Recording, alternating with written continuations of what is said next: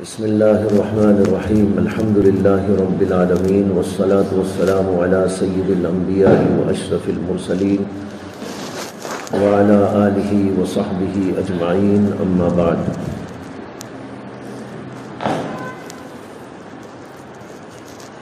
علم دین بہت اونچی اور بہت ہی قیمتی چیز ہے، یہ سب کو معلوم ہے،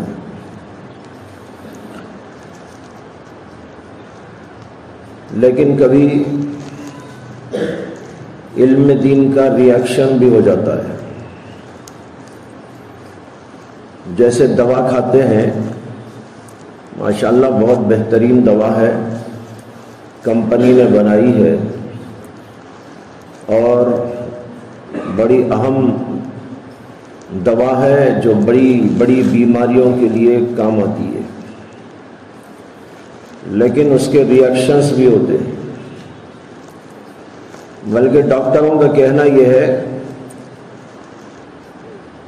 کہ ہر بہتر سے بہتر دوا میں بھی کچھ نہ کچھ اس کے منفی اثرات ہوتے ہیں، منفی نتائج ہوتے ہیں۔ اسی طرح علم دین بھی بہت بھاری نعمت ہے، بڑی عظیم الشان چیز ہے، بڑی قیمتی دولت ہے،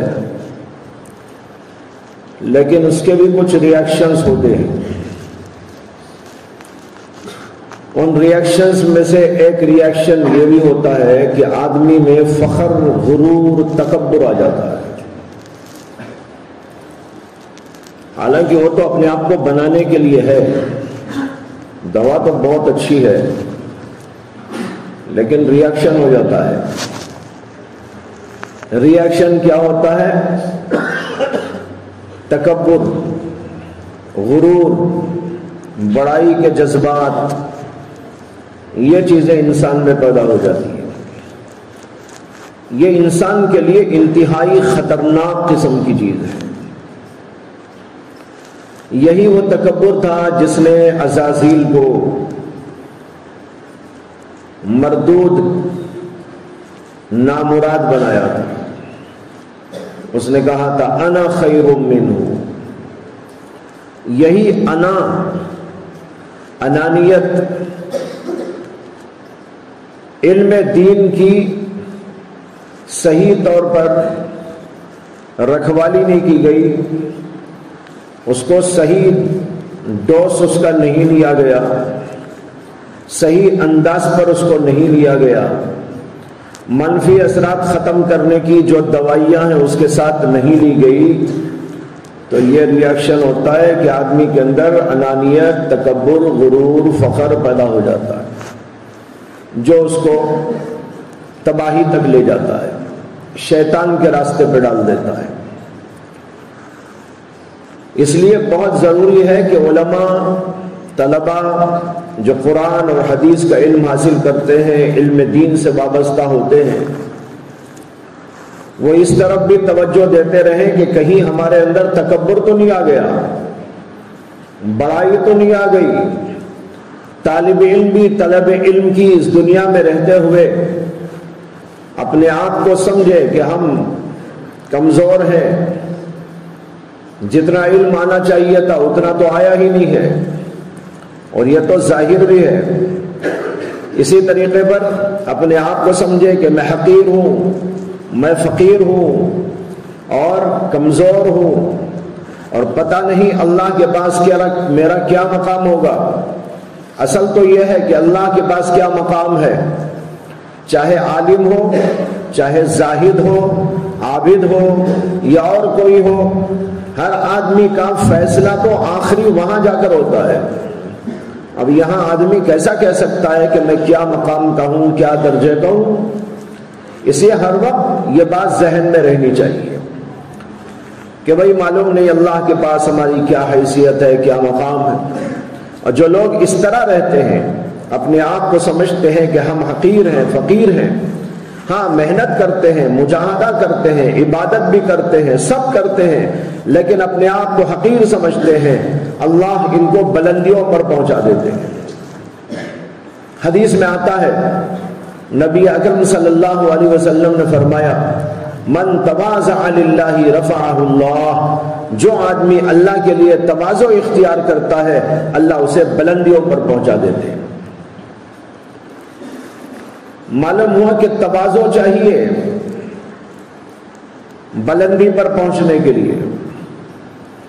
بلندی پر جانا چاہتے ہیں تواضع اختیار کرو، ذرا جھک جاؤ، جھکیں گے اللہ بلند کر دے گا۔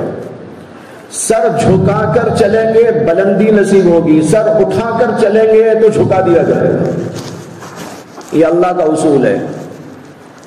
ایک بزرگ کے پاس ایک آدمی گیا اور کہنے لگا کہ حضرت کچھ نصیحت فرما دیجئے۔ انہوں نے کچھ سوچا، پھر اس کے بعد میں کہا ارے میاں کبھی تم پہاڑ پہ بھی چڑھے ہو؟ اس نے کہا ہاں چڑھا ہوں، پہاڑ پہ گیا تھا۔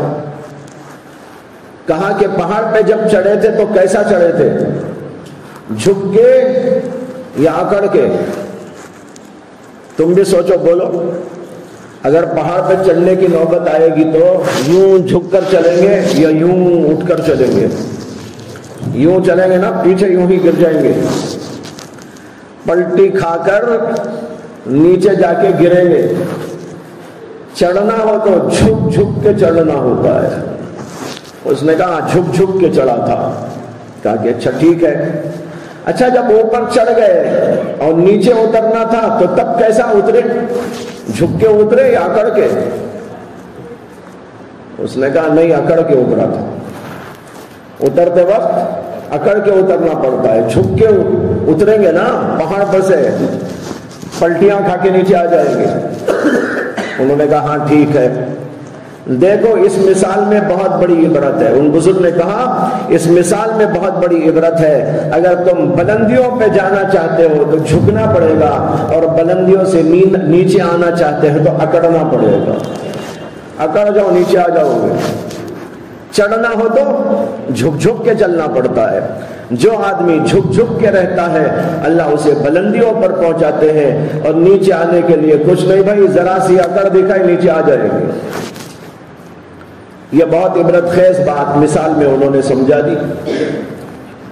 دارالعلوم دیوبند میں بہت پرانے زمانے کا واقعہ ہے۔ پڑھتے تھے بچے اور ایک جماعت فارغ ہونے والی تھی، 8-10 بچے تھے وہ اس زمانے میں۔ اب تو سووں کے ہوتے ہیں دارالعلوم دیوبند میں۔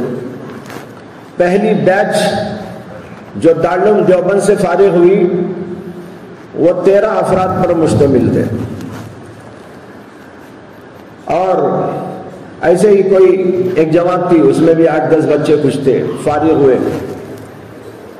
جب وہ فارغ ہونے کو آئے تو ان میں سے ایک طالب علم اپنے تمام اساتذہ کے پاس میں گیا اور جا کر کہنے لگا کہ حضرت مجھے معلوم ہوا ہے کہ آج آپ لوگ ہم کو فارغ کرنے جا رہے ہیں، ہم کو سند دی جانے والی ہے، میں بہت پریشان ہوں، میں تو گدھا آیا تھا، گدھا ہی اب تک ہوں، مجھے کیا آپ سند دیں گے؟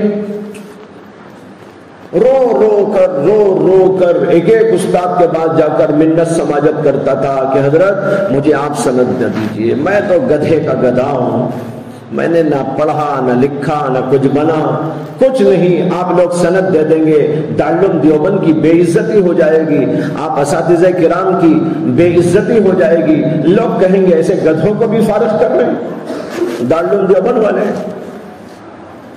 لیکن اساتذہ کو پورا اطمینان تھا کہ یہ گدھا نہیں ہے، یہ گدھوں کو انسان بنانے والا ہے۔ وہ اساتذہ اسے تسلی دیتے رہے۔ خیر اس کے بعد فراغت ہو گئی، چلے گئے اپنے علاقے میں۔ وہ کسی پنجاب کے علاقے کے رہنے والے تھے۔ زمانہ گزرتا گیا، اس بیچ میں جو اور لوگ تھے ان میں سے ایک بزرگ، ایک طالب علم دارالعلوم دیوبند ہی میں مدرس ہو گئے، اور پھر وہ عہدے در عہدے پاتے ہوئے صدر المدرسین کے عہدے پر آ گئے، دارالعلوم دیوبند کے صدر المدرسین بن گئے، انہی کے ایک ساتھی۔ تو ایک بہت زمانہ گزرنے کے بعد یہ جو صدر المدرسین تھے ان کے ساتھی ان کا پنجاب کے علاقے میں سفر تھا. وہاں جا کے ان کو یاد آیا کہ ہمارا ایک ساتھی تھا جو اپنے آپ کو کہتا تھا میں تو گدھا ہوں، میں تو گدھا ہوں، میں کچھ نہیں ہوں. ارے بھائی اس سے بھی مل لینا چاہیے، اس علاقے میں ہی آئے ہیں، کہیں ہوں گے وہ. تو انہوں نے ان کا نام ان کو معلوم تھا تو لوگوں سے پوچھنا شروع کیا کہ بھائی اس نام کے ایک تھے، دارالعلوم دیوبند پڑھتے تھے، فلاں تھے، کوئی کسی کو معلوم ہے ان کا گاؤں؟ کچھ لوگوں نے بتایا ہاں ہاں وہ اس گاؤں کے ہیں. خیر پوچھتے پاچھتے اس گاؤں میں گئے. جب وہاں پر گئے تو گاؤں کے لوگوں میں سے کسی کو مل کر انہوں نے پوچھا کہ بھائی مولانا فلاں کہاں ہیں؟ ان کا آتا پتا. تو سنتے ہی لوگ بھڑک گئے، تیز تیز نگاہوں سے ان کو دیکھنے لگے، کہنے لگے کون آدمی ہے یہ؟ حالانکہ وہ صدر المدرس دارالعلوم دیوبند ہے، لیکن وہاں کے لوگ جو ہے ان کو نہیں پہچانتے تھے. جب انہوں نے کہا مولانا فلاں کہاں ہے، مولوی فلاں صاحب کہاں ہے، تو لوگ بگڑ گئے، کہنے لگے کون آدمی ہے؟ ہمارے حضرت کو ایسا بول رہا ہے، اتنے بڑے اللہ والے کو ایسا بول رہا ہے، مولوی فلاں. ادب نہیں، احترام نہیں. ان کو کہنا چاہیے حضرت و فلاں اور فلاں. خیر اس کے بعد وہ اور آگے بڑھے اور کسی سے ایسے ہی پوچھا تو وہ بھی بھڑک گیا، پھر کسی اور سے پوچھے وہ بھی بھڑک گیا، اور سب کے سب ایسے ہی.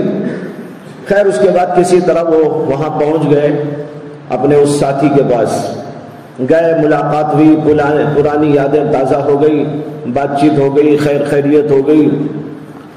پھر اس کے بعد انہوں نے کہا کہ بھائی میں تم سے ملنے آتے ہوئے کسی کو پوچھ لیا مولانا فلاں کہاں ہے یا مولوی فلاں کہاں ہے. لوگ بھڑک رہے تھے، تمہاری اتنی تعظیم، اتنا ادب لوگوں کے اندر ہے. تم تو کہتے تھے میں گدھا ہوں، میں گدھا ہوں. تمہارا تو اتنا بڑا مقام، لوگ ذرا سا کم لقب بھی تمہارے لیے برداشت نہیں کر رہے. مولانا تو بہترین لقب ہے، لیکن اسے بھی کم سمجھ رہے تمہاری حیثیت کے مطابق. آخر تم اس مقام تک کیسے پہنچ گئے؟ تو انہوں نے کہا دیکھیے جب میں اس علاقے میں آیا میں تو گدھا تھا، اب بھی گدھا ہی ہوں. وہ کہنے لگے دیکھو تواضع کتنی تھی، یہ تواضع کی مثال دے رہا ہوں.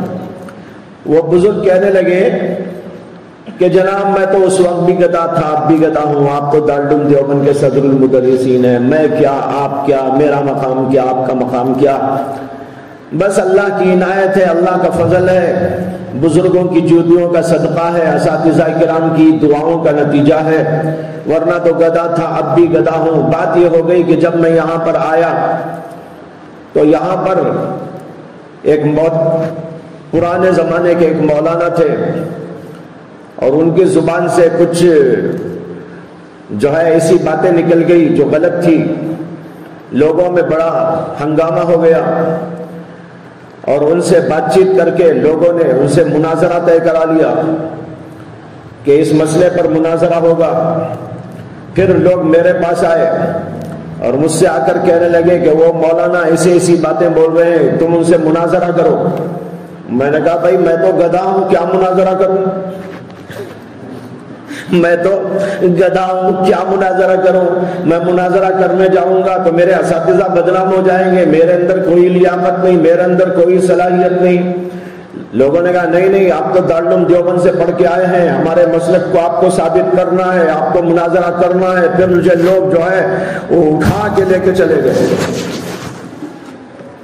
اٹھا کر لے کے چلے گئے مناظرے کی مجلس میں، اور کہا نہیں مناظرہ کرو. کہتے ہیں کرتا مرتا کیا نہ کرتا، مرتا کیا نہ کرتا. جا کے اسٹیج پہ کھڑا ہو گیا، وہ مولانا ادھر اور جو ہے میں ادھر. اس کے بعد انہوں نے تقریر کی، میں ہکا بکا دیکھتا رہا کیا بولوں کیا بولوں. اتنے میں میں نے دیکھا کہ ایسا محسوس ہوا کہ ایک طرف سے مجھے مولانا قاسم نانوتوی کی آواز آ رہی ہے، اور وہ مجھے کہہ رہے ہیں یہ جواب دو، اس کا یہ جواب دو، اس کا یہ جواب دو.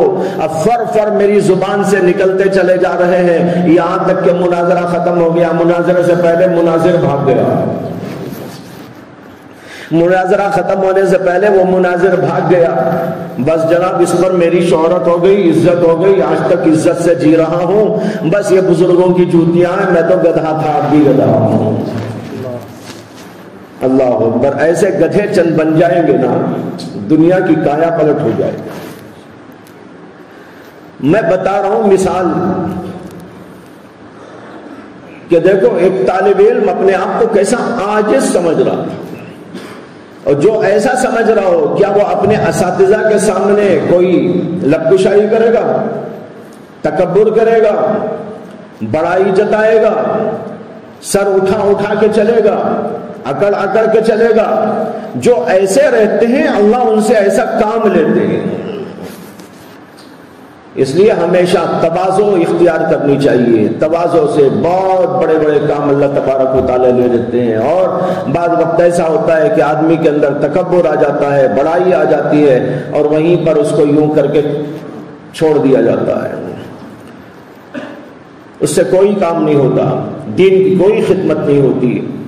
اور جو اپنے اساتذہ کی دعائیں لیتا رہے، ان کی جوتیاں سیدھی کرتا رہے، ان کے سامنے عاجز بنے، اور سب سے پہلے اللہ کے سامنے عاجز بنے، اپنے آپ کو حقیر سمجھے، ضعیف سمجھے، کمزور سمجھے، دعائیں کرے، یہ آدمی وہ ہوتا ہے جسے اللہ بلندیوں پر پہنچا کر ایسی خدمتیں لے لیتے ہیں۔